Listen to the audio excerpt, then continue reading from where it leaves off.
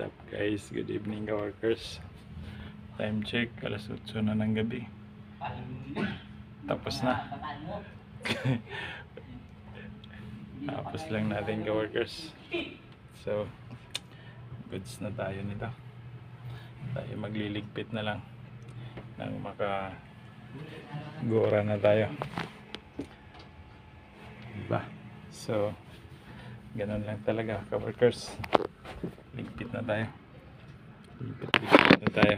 Dahil uwi na. Tayo uuwi na ka-workers. Let's go. Ha?